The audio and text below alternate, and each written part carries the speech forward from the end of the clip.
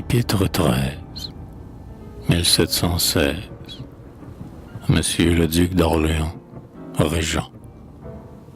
Prince et chéri des dieux, toi qui sers aujourd'hui de père à ton monarque, à son peuple d'appui, toi qui, de tout l'État portant le poids immense, immole ton repos à celui de la France. Philippe, ne crois point, dans ces jours ténébreux, pleure à tous les Français que tu veux rendre heureux, aux princes les plus grands, comme aux plus beaux ouvrages, dans leur gloire naissante, il manque des suffrages. Et qui de sa vertu reçut toujours le prix? Il est chez les Français de ses sombres esprits, censeur extravagant d'un sage ministère, incapable de tout, à qui rien ne peut plaire. Dans leurs caprices vains tristement affermis, toujours du nouveau maître, ils sont les ennemis. Et, n'ayant d'autre emploi que celui de médire, l'objet le plus auguste irrite leur satire. Ils voudraient de cet astre éteindre la clarté et se venger sur lui de leur obscurité. Ne crains point leur poison, quand tes soins politiques auront réglé le cours des affaires publiques, quand tu verras nos cœurs justement enchantés, au-devant de tes pas volants de tous côtés. Les cris de ces frondeurs, à leur chagrin en proie, ne seront point ouïs parmi nos cris de joie. Mais dédaigne ainsi que les serviles flatteurs, de la gloire d'un prince infâme corrupteur, que ta mâle vertu méprise et désavoue, le méchant qui te blâme et le fat qui te loue. Toujours indépendant du reste des humains, un prince tient sa gloire ou sa honte en ses mains. Et, quoi qu'on veuille enfin le servir ou lui nuire, lui seul peut s'élever, lui seul peut se détruire. En vain contre Henri la France a vu longtemps la calomnie affreuse exciter ses serpents. En vain de ses rivaux les fureurs catholiques armèrent contre lui des mains apostoliques. Et plus d'un monacal et servile écrivain vendit, pour l'outrager, sa haine et son venin. La gloire de Henri par eux n'est point flétrie, leurs noms sont détestés, sa mémoire est chérie. Nous admirons encore sa valeur, sa bonté, et longtemps dans la France il sera regretté. Cromwell, d'un joug terrible accablant sa patrie, et bientôt à ses pieds remplit la flatterie. Ce monstre politique, au Parnasse adoré, teint du sang de son roi, fut aux dieux comparé.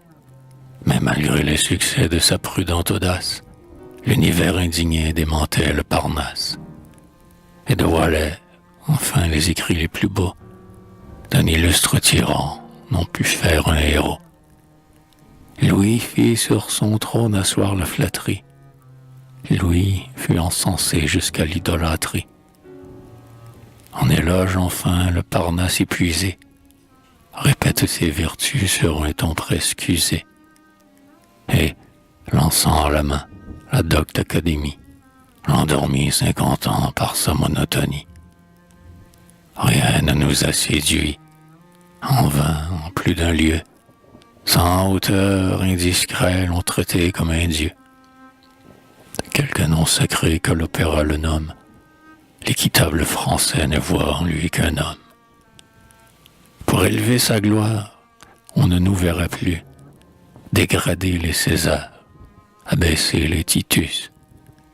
Et, si d'un crayon vrai quelques mains libres sûres nous traçaient de Louis la fidèle peinture, nos yeux trop dessillés pourraient dans ce héros, avec bien des vertus, trouver quelques défauts.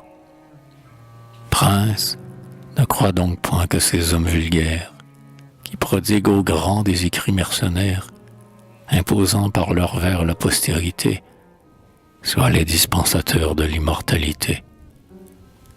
Tu peux, sans qu'un auteur te critique ou t'encense, jeter les fondements du bonheur de la France. Et nous verrons un jour l'équitable univers peser tes actions sans consulter nos vers. Je dis plus, un grand prince, un héros, sans l'histoire, peut même à l'avenir transmettre sa mémoire. Taisez-vous, s'il se peut, illustre écrivain, inutile appui de ses honneurs certains. Tombez, marbre vivant, que d'un ciseau fidèle anima sur ses traits la main d'un Praxitèle. Que tous ces monuments soient partout renversés. Il est grand, il est juste, on l'aime, c'est assez. Mieux que dans nos écrits, et mieux que sur le cuivre, ce héros dans nos cœurs à jamais doit revivre. L'heureux vieillard, en paix dans son lit expirant, de ce prince à son fils fait l'éloge en pleurant.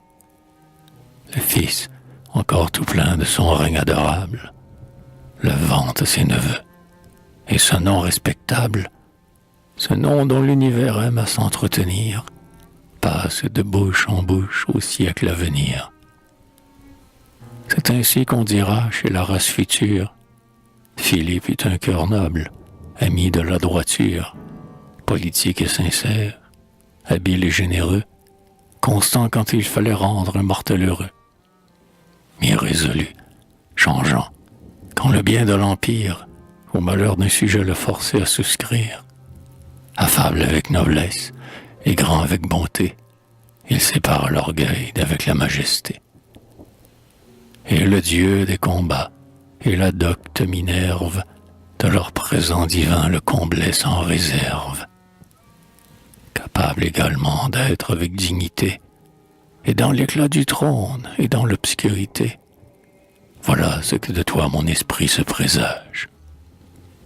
Oh, toi, de qui ma plume a crayonné l'image, toi, de qui j'attendais ma gloire et mon appui, chanterai-je donc le bonheur d'autrui? En peignant ta vertu, plaindrai-je ma misère? Bienfaisant envers tous, envers moi seul sévère, d'un exil rigoureux tu m'imposes la loi, mais j'ose de toi-même en appeler à toi. Devant toi je ne veux depuis que l'innocence, j'implore ta justice et non point ta clémence. Lis seulement ces vers et juge de leur prix. Vois ce que l'on m'impute et vois ce que j'écris. La libre vérité qui règne en mon ouvrage, d'une âme sans reproche et le noble partage, est de tes grands talents le sage estimateur, n'est point de ces couplets à l'infâme et vil auteur. Philippe, quelquefois sur une toile antique, si ton œil pénétrant jette un regard critique, par l'injure du temps le portrait effacé ne cachera jamais la main qui l'a tracé. D'un choix judicieux dispensant la louange, tu ne confondras point Vignon et Michel-Ange. Prince, il en est ainsi chez nous autres rimeurs, et si tu connaissais mon esprit et mes mœurs, d'un peuple de rivaux la droite calomnie, me chargerait en vain de leur ignominie. Tu les démentirais, et je ne verrai plus, dans leurs crayons grossiers mes pinceaux confondus. Tu plaindrais par leurs cris ma jeunesse opprimée, à verser les bienfaits ta main accoutumée. Peut-être de mes mots voudrais me consoler, et me protégerait au lieu de m'accabler.